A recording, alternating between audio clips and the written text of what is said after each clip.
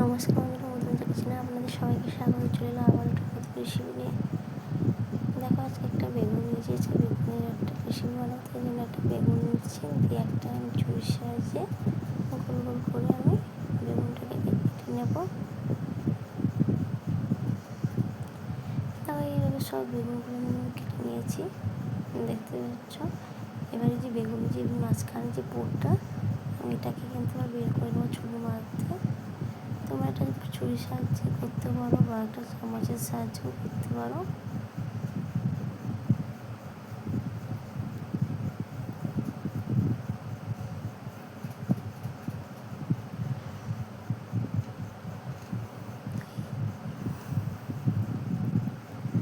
দেখো, এইভাবে কিন্তু পুরোগুলো বের করে নেবো।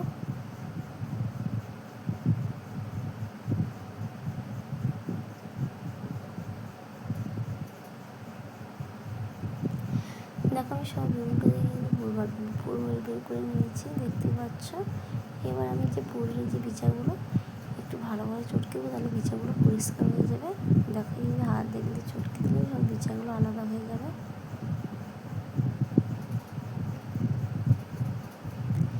দিয়ে আমি এটাকে জলে ধুয়ে পরিষ্কার করে নেবো। দেখো, এটা আমি জল থেকে ধুয়ে পরিষ্কার করে নিয়েছি। দেখো, এটা কিন্তু আর বিচা নেই।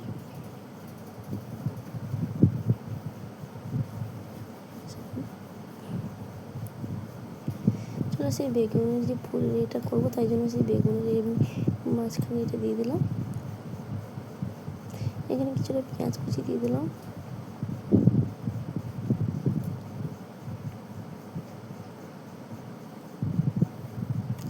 কিছুটা আদা দিয়ে দিলাম। কিছুটা রসুন কুচি দিয়ে দিলাম। কিছুটা কাঁচা লঙ্কা দিয়ে দিলাম।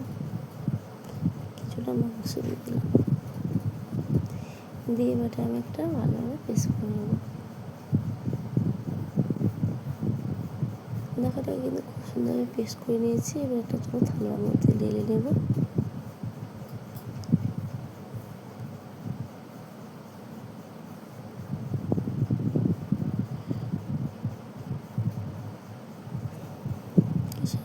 কিছুটা নুন দিয়ে দিলাম। কিছুটা হলুদ গুঁড়ি,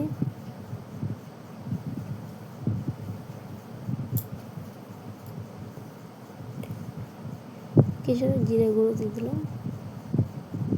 কিছুটা ধনে গুঁড়ো দিয়ে দিলাম। দিয়ে একসঙ্গে আমি এটাকে ভালোভাবে মেখে নেব।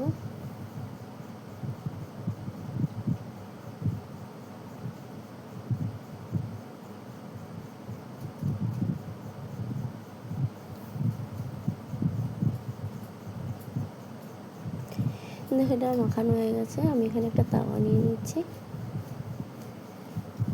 আমি তাওয়ার মধ্যে অল্প একটু তেল গুঁড়িয়ে রেখেছিলাম আগে থেকে। তারপরে আমি বেগুনগুলো দিয়ে দেবো তার মধ্যে।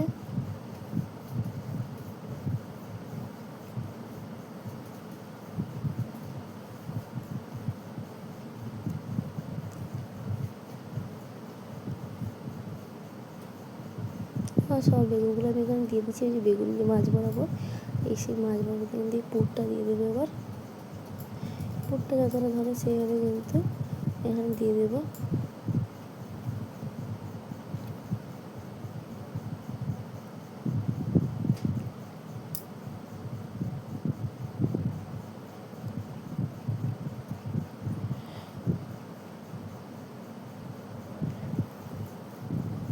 এইভাবে ভাজা করে খেতে কিন্তু দারুণ লাগে। আর আমার রান্না তোমাদের কেমন লাগে অবশ্যই কিন্তু কমেন্ট করে জানাও।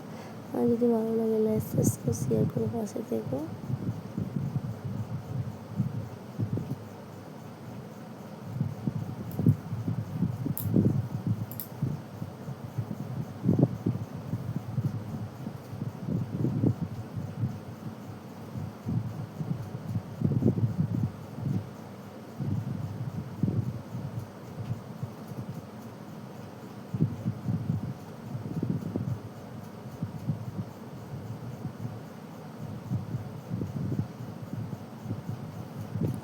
দেখো, আমি এখানে সব বেগুনগুলো তুলে নিয়েছি। এবার চলো একটা গ্যাসটা জ্বালিয়ে আমি গ্যাসের মধ্যে তাওয়াটা বসিয়ে দিলাম। দিয়ে কিছুক্ষণের জন্য এটাকে ঢাকনা দিয়ে দেবো, যাতে এটা ভালোভাবে একটু সিদ্ধ হয়ে আসে।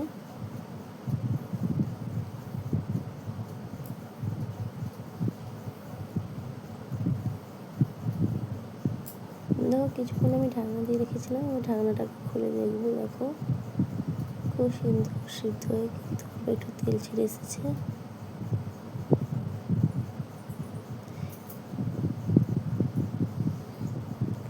দেখো আমি আবার এই পাশ করে নেবো।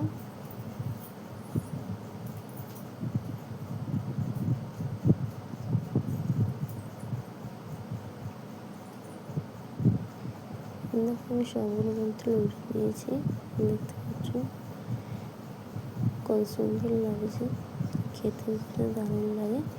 এবার উপর থেকে আমি একটু তেল দিয়ে দেবো যাতে ভালোভাবে ভাজার জন্য।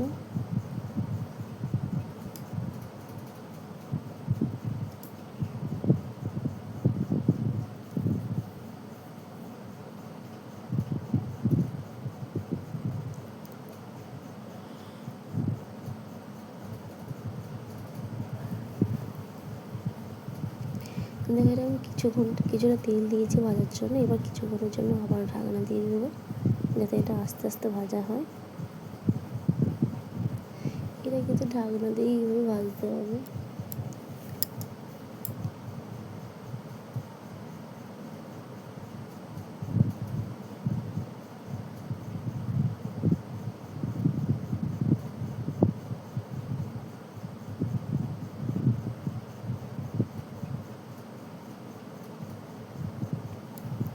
দেখো খুব সুন্দর ভাজা হয়েছে, দেখতেই পাচ্ছ।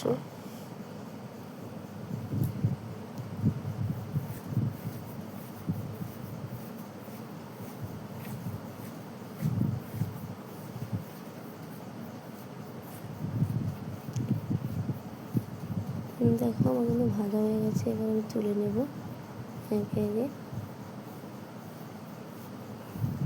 আর আমার এটা কেমন লাগে অবশ্যই কিন্তু কমেন্ট করে জানাবে।